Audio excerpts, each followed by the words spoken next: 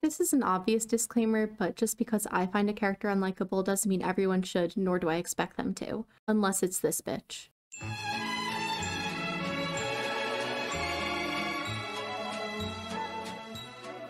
Almost every show or movie has a character who is just kind of unlikable at times. Whether it's a character you usually like, but they're doing something you disagree with, a character you dislike, but in a way that you appreciate and enjoy watching, a character you like because they're bad, or a character with such nuanced writing that you both like and dislike them. Having unlikable characters is important, or else we'd be stuck watching a bunch of nice people doing nice things, and there's simply no spice in that. It's equally as bland to do the 80s thing and make all of your villains super naughty and your heroes super good. This is coming from someone who loves the original He-Man, but I'm watching that through a fat layer of irony, not to actually connect with the characters who look like there are about 3 thoughts bouncing around in those heads of theirs. It's fun for older shows, but in the godforsaken year of 2022, viewers want character variety, meaning most heroes should have flaws and most villains should have moments of humanity. Notice how I used most because shows like The Owl House and Avatar landed on mirroring real-life villainy, and we don't need any more empathy for that. Also, some characters are just super good, and that's okay, so long as they're the exception and not the rule. Let's start with the classic, you shouldn't have an unlikable protagonist. Obviously, this isn't the majority opinion, but it's one that exists and that I respectfully disagree with. In fact, some great media has been created with the main intent of the audience criticizing the protagonist's actions and decisions. The problem is that while it seems obvious you shouldn't root for them completely, there are people who think Scott Pilgrim and Breaking Bad aren't meant to be viewed objectively, and yes, obviously Rick from Rick and Morty is #goals, why do you ask? I'm not saying likable protagonists are bad, that's what most shows and movies do. It's easy for the viewer to rally behind the good guy, but having a protagonist who is likable doesn't mean they can't have their unlikable moments.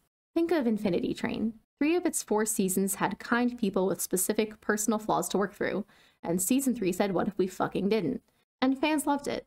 No 2 seasons of that show have the same genre of protagonist, but season 3 put 2 unlikable characters at the forefront in a situation that would test whether they'd grow. And in this show, we're not meant to think of the train as being good either, because while some people learn a fun life lesson or two, the train does kidnap people and 100% has the capability to kill them. Or think of Avatar: The Last Airbender, which is a staple when it comes to character arcs. We tune into various character perspectives at different points in the series. How is it possible to root for the good, the bad, and the delectably angsty? Because the crew behind Avatar knew that making a character unlikable doesn't mean people won't like them. I know it sounds confusing, but bear with me. The main squad, while they all have their moments of being kind of annoying, we won't survive without Appa. We all know it. Are likable at the end of the day in the most direct sense. They're the good guys and we want them to win. Zuko, despite being Aang's antagonist for a while, was always an anti-hero as opposed to a villain. We like him because his character is conflicted and has moments of weakness. And Azula is obviously a villain. A young one built from her father's control, but a villain nonetheless. And despite her doing everything big and bad, fans love her because she's good at being bad. Do you remember when she was all like, "Do the tides control this ship?"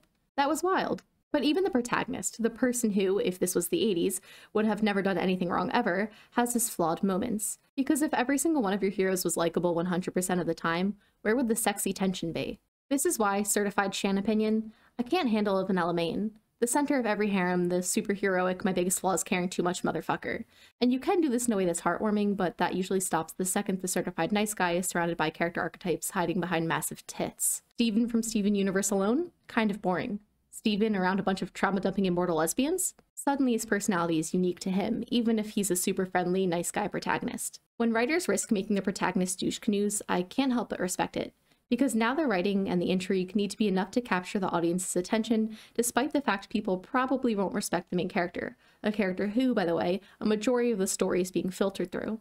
But this isn't just about protagonists, this is about all unlikable characters. See, I put it in the title, so it's official. Most shows and movies being released in present day have a plethora of characters on the scale of, are they nice? So where does the drama start? Multiple times, I've criticized a character's actions. Not the fact that actions exist in the show, but like the fact that the character did them. Like I'm agreeing with what the show is saying was bad that the character did. And someone got upset because they like the character. Well, guess what? Me too. I always bring up Princess Bubblegum because she's one of the most morally quote-unquote heroes that this era of cartoons created. And she's also one of my favorites, because her actions are fictional. I don't suddenly support the things she does, I just like what her character brings to Adventure Time. Because, you can like characters who are objectively unlikable or do unlikable things, so long as you don't turn around and say, stealing your friend's DNA to make an immortal guardian is A-okay. I think another round of discourse always comes up with characters like Azula, Terra, Catra, or Jinx. These are characters who have done really, really shitty things, but were manipulated at a young age, and it's all about that nuance, baby. Quick spoiler for She-Ra Season 4. I feel like we should be able to admit that Catra definitely killed like a good quarter of Mermissa's kingdom population.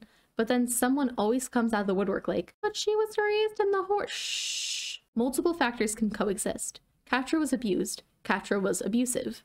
It's a lot to tackle from a writing perspective, and at times, I wonder if people would have forgiven her so easily if she wasn't a cat girl. But who am I to judge? I was too part of that crowd. Jinx is another character at the center of online discourse. She experienced an extremely shitty childhood. She's caught between who she was as Powder and who she is now. Personally, I find her writing to be about 3 degrees too hot topic for my taste, but I enjoy the way her character works in the story, and her design is so fucking cool. I know that's not related, but look at it. Azula is meant to be unlikable, but then some fans started to wonder if she really counted as a villain despite being written that way, because she's 14 and has #mommy issues. But we weren't supposed to cheer at the screen when she was defeated. We were supposed to feel sad because there really wasn't a victor in a fight like that. Terra is the only aforementioned character I actively dislike, and I think that's because, at its core, Teen Titans was a product of 2003. There was nuance, sure, but I don't think much of that was lent to Terra's writing. She betrayed her friends, thought she killed them, was super okay with having killed them, and I have absolutely no regrets. And then was offended when they came back and tried fighting her. Also, I'm noticing as I speak that these are mostly young girls, so maybe that factors into the way audiences either like or dislike their unlikability. Like is starting to sound like a fake word right now.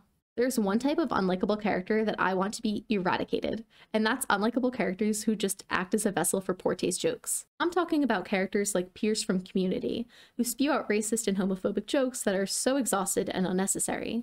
The audience isn't supposed to like Pierce, but by including him in the cast and giving him moments in which his character is empathized, it never sat right with me.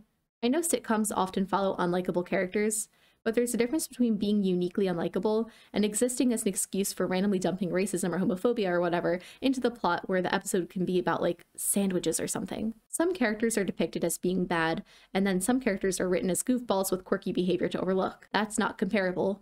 Now that that's out of the way, I wanted to end on the best. Characters who are so unlikable and evil that you end up appreciating just how much you hate them.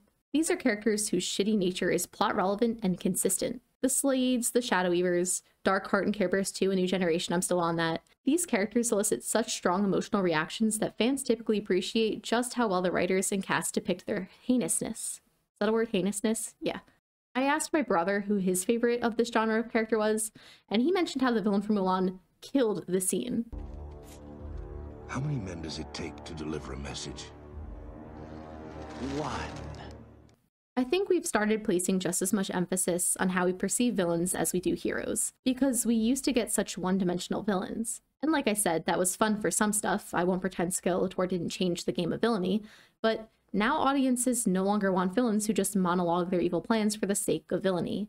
Are you making some like big evil guy speech right now or something? You're like a mile away from me right now. There's cars and trucks. I will have the world eating out of the palm of my... Nor do they want heroes who always make the right choices. The people working on these shows and movies now focus just as much on the characters' quote-unquote unlikable traits as their likable ones, heroes and villains alike. You guys are my best friends.